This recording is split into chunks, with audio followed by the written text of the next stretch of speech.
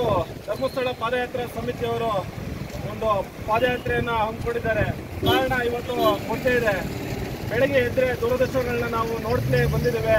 ಇವತ್ತು ಏನು ಧರ್ಮಸ್ಥಳ ವಿಚಾರ ಪ್ರತಿ ಮನೆ ಹಾಗೂ ಪ್ರತಿ ಜನಗಳಿಗೂ ಸಹ ಇವತ್ತು ಕೊಟ್ಟಿರ್ತಕ್ಕಂತಹ ಧರ್ಮಸ್ಥಳ ವಿಚಾರಗಳು ಇವತ್ತು ಪ್ರತಿಯೊಂದು ಮನೆಗೂ ವಿಚಾರಗಳು ತಲುಪಿದೆ.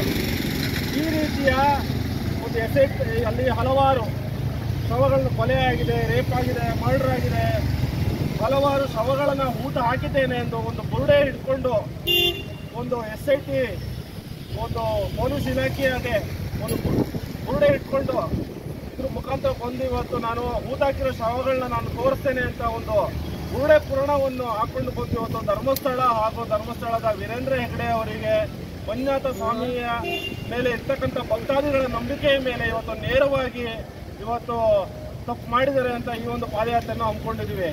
ಏಕೆಂದರೆ SIT ತನಿಖೆಗೆ ಇವತ್ತು ಕೊಟ್ಟಿದ್ದಾರೆ. 13 ಸ್ಪಾಟ್ನ ಇವತ್ತು ಗುರುತು ಮಾಡಿ ಆ ಒಂದು ದೂರುದಾರ ಏನಿದ್ದಾನೆ, ಅನಾಮಿಕ ಏನಿದ್ದಾನೆ, ಅವನು ಇವತ್ತು 13 ಸ್ಪಾಟ್ಗಳನ್ನ ತೋರಿಸಿದರೆ 13 ಸ್ಪಾಟ್ಗಳನ್ನ ಉತ್ಖನನ ಮಾಡಿ 17 ಸ್ಪಾಟ್ಗಳನ್ನ ಮಾಡಿದ್ರು ಸಹ ಯಾವುದೇ ರೀತಿಯ ಕಳೆಬರಗಳು ಸಿಗ್ತಾನೆ ಇರ್ತಕ್ಕಂಥದ್ದು ವಿಷಾದನೀಯ. ಹೌದು, ಇರ್ಬೋದು. ಇವತ್ತು ಪ್ರಭಾವಿಗಳಿದ್ದಾರೆ, ಪ್ರಭಾವಿ ಮಕ್ಕಳುಗಳಿದ್ದಾರೆ, ಆಡಳಿತ ಮಂಡಳಿ ಪ್ರಭಾವವಾಗಿದೆ.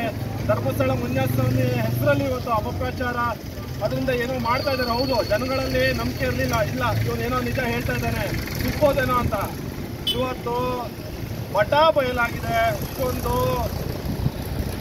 ನಕ್ಸಲ್ ಷಡ್ಯಂತ್ರ ಇದು ಸಿಟಿಯಲ್ಲಿ, ಈಗ ಕಾಡಲ್ಲಿ ನಕ್ಸಲರು ಇದ್ರಲ್ಲ ಆ ರೀತಿಯಾಗಿ ನಗರ ನಕ್ಸಲರು ಹೂಡಿಕೆ ಮಾಡಿರ್ತಕ್ಕಂತಹ ದೊಡ್ಡ ಷಡ್ಯಂತ್ರವೇ ಸರಿ ಅಂತ ಹೇಳ್ಬೋದು.